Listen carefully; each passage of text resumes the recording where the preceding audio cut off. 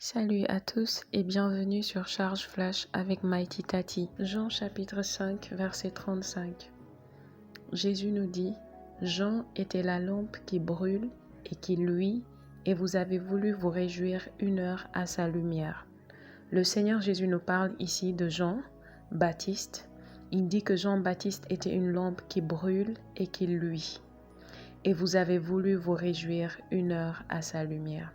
Regardez la description que Jésus donne de Jean-Baptiste. Il dit que Jean-Baptiste était une lumière qui brûle et qui luit.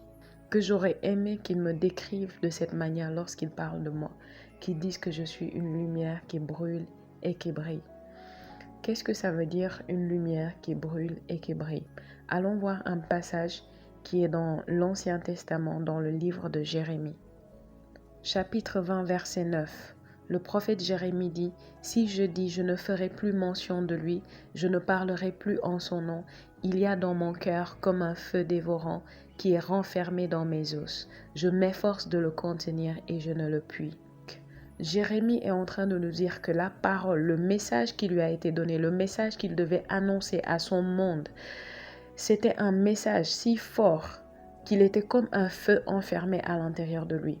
Et quand il essayait de le contenir, quand il essayait de se taire, il s'épuisait parce que ce feu le brûlait au-dedans de lui. Le seul moyen pour lui de libérer ce feu ou de se soulager, c'était d'ouvrir la bouche et de laisser ce message sortir et de parler ce message. Et nous voyons dans le Nouveau Testament, Jésus parle du prophète Jean-Baptiste et il dit que Jean-Baptiste était une lampe qui brûle et qui luit, c'est-à-dire une lumière qui brûle et qui brille. Alléluia. Comment est-ce qu'il brûlait et qu'il brillait? Jean-Baptiste était un prophète, mais vous savez, il était dans le désert et il criait. La Bible l'appelle la voix de celui qui crie dans le désert. Imaginez, c'est une autre description de cet homme de Dieu-là. On l'appelle la voix. Il était appelé la voix qui crie dans le désert. Qu'est-ce qu'il criait dans le désert? Son message. Il avait un message. Il avait un évangile à donner à son monde et il criait depuis le désert. Et quand il criait depuis le désert, les âmes venaient à lui, les âmes accouraient à lui, les âmes quittaient la ville, quittaient loin pour venir à lui, se repentir et se faire baptiser. Et Jésus nous dit qu'il était une lumière qui brûle et qui brille. Alléluia. Jésus nous a donné cette description de Jean-Baptiste et je crois que lorsque nous la lisons ou bien que nous l'entendons, nous devons être inspirés. Et nous voulons avoir ce désir d'être comme Jean-Baptiste. Ce désir d'être aussi des lumières qui brûlent et qui luisent. Pas juste des lumières, pas juste des lampes, mais brûler et luire, brûler et resplendir, rayonner, briller. Alléluia. Regardons comment ça se passe pour nous. Nous parlons toujours du mystère de la transfiguration. Nous avons parlé du fait que pour transfigurer continuellement, la première chose, c'est de contempler la parole de Dieu. Quand vous contemplez la parole de Dieu, quand vous regardez la parole de Dieu, ce qui est écrit dedans, et vous la laissez entrer en vous, vous transfigurez. La transfiguration a lieu. Nous avons parlé du fait aussi que chaque fois que vous priez, chaque fois que vous parlez à Dieu, chaque fois que vous passez du temps avec lui, vous transfigurez. Vous êtes changé parce que quand vous le regardez, vous devenez exactement comme lui. Et maintenant, nous allons parler d'un autre moyen de transfigurer. Et ça, c'est un moyen assez puissant. Aucun de ces moyens n'est négligeable. En fait, les trois doivent être activement présents dans notre vie en tant qu'enfant de Dieu, en tant que chrétien. Ces trois principes doivent être actifs dans notre vie. Actifs, purement et continuellement actifs. Retenez une chose, lorsque la Bible a été écrite, elle n'a pas été écrite avec des chapitres et des versets. Ça a été mis sous des chapitres et des versets pour nous permettre de facilement étudier, de facilement trouver les passages que nous cherchons. Donc, on va lire ce passage comme si ce n'était pas séparé, comme si ce n'était pas divisé, parce qu'en réalité, c'est connecté, ce qui est dit dans ces deux versets. Quel est l'autre moyen que nous avons de transfigurer chaque jour continuellement? Regardez ça. Et je vous lis ça dans le français courant pour que vous puissiez comprendre ce que ça veut dire de manière très simple. Philippiens chapitre 2, verset 15 dit « Afin que vous soyez irréprochables et purs, des enfants de Dieu sans défaut, au milieu des gens faux et mauvais de ce monde. Vous devez briller parmi eux comme les étoiles dans le ciel. » Verset 16 « En leur présentant le message de vie, Ainsi, je pourrai être fier de vous au jour de la venue du Christ, car mon travail et ma peine n'auront pas été inutiles. Maintenant, je vais vous lire la fin du verset 15 et le début du verset 16 parce que, en fait, c'est une seule phrase. Le mot ciel qui est le dernier mot du verset 15 et le mot en qui est le premier mot du verset 16. Il y a une virgule entre les deux. Donc, c'est une seule et même phrase. Je vais vous lire cette phrase. Cette phrase dit, vous devez briller parmi eux, parmi qui? Parmi les hommes de ce monde, parmi les enfants des ténèbres, comme nous l'avons vu hier, la Bible appelle ceux qui ne sont pas en Christ des ténèbres ou des enfants de ténèbres. Et la Bible nous appelle des lumières ou des enfants de lumière. Donc, parmi eux, il dit, vous devez briller, vous devez resplendir, rayonner, éclater. Amen. C'est pourquoi nous parlons de l'éclat des étoiles. Il dit, vous devez briller parmi eux comme les étoiles dans le ciel. Amen. En leur présentant le message de la vie. Nous devons briller parmi eux comme des étoiles dans le ciel. Quand est-ce que les étoiles brillent? Quand il fait nuit. Et plus la nuit est noire, plus l'éclat des étoiles est visible. Et il nous dit, c'est de cette manière que nous devons briller parmi eux. Plus le monde est sombre, plus il y a les ténèbres, plus les choses vont mal, plus nous avons l'opportunité et la plateforme pour briller et rayonner, comme des étoiles. Comment faire ça? Il dit en leur présentant le message de la vie. Donc la réponse est ici.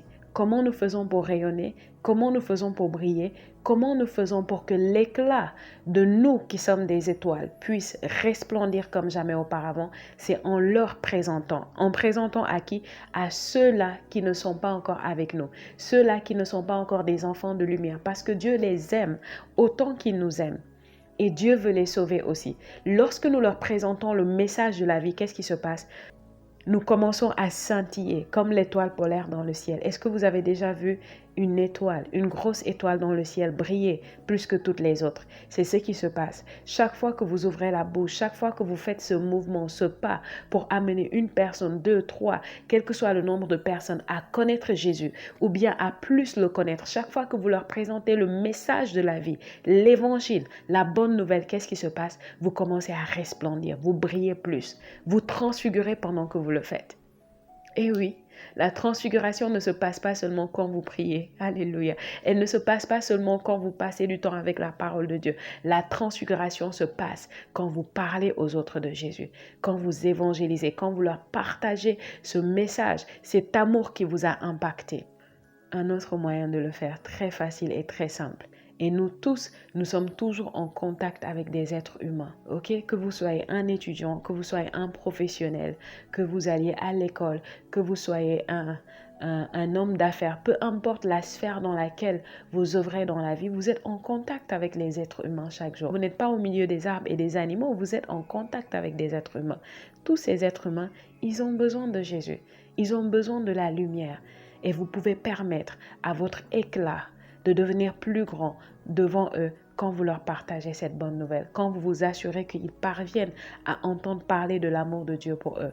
Vous voyez, évangéliser, ce n'est pas dire à quelqu'un « je suis meilleur que toi, repens-toi, change, sinon tu vas aller en enfer ». Ce n'est pas ça évangéliser. Beaucoup de gens se sont trompés. C'est la bonne nouvelle. La bonne nouvelle, ce n'est pas un message de condamnation. Si c'était un message de condamnation ou de jugement, ce ne serait pas appelé la bonne nouvelle. Non, c'est un message où tu viens dire à la personne, regarde, j'étais un pécheur, j'étais une pécheresse. Je ne valais rien, mais Jésus m'a aimé. Il a donné sa vie pour moi. Et aujourd'hui, je suis sauvée. Je suis un enfant de lumière. Je ne l'ai pas mérité. Je ne l'ai pas acheté. C'est juste à cause de son amour. C'était gratuit. C'est la grâce. Et c'est disponible pour toi. Toi aussi, tu peux venir à lui. Tu peux recevoir sa grâce, tu peux recevoir son pardon, tu peux recevoir son salut gratuitement. N'attends pas d'être meilleur, n'attends pas d'être parfait. Tu n'en as pas besoin. Viens tel que tu es. Lui-même, il va te laver par son sang. Alléluia. C'est ça, évangéliser. Évangéliser, c'est dire à quelqu'un, voici comment ma vie était avant que Jésus vienne. Aujourd'hui, Jésus est dans ma vie. Voici comment je suis devenue. C'est ça, évangéliser. Évangéliser, c'est inviter quelqu'un à l'église. Évangéliser, c'est partager les liens de charge flash. Partager les liens de la parole de Dieu. C'est promouvoir l'œuvre de Dieu pour que plus de personnes puissent venir au contact de ce message et avoir l'espérance du salut. et expérimenter la paix et la joie du Seigneur. Cette paix que rien d'autre ne peut donner au monde que d'avoir une relation personnelle avec Dieu. Évangéliser, c'est ça.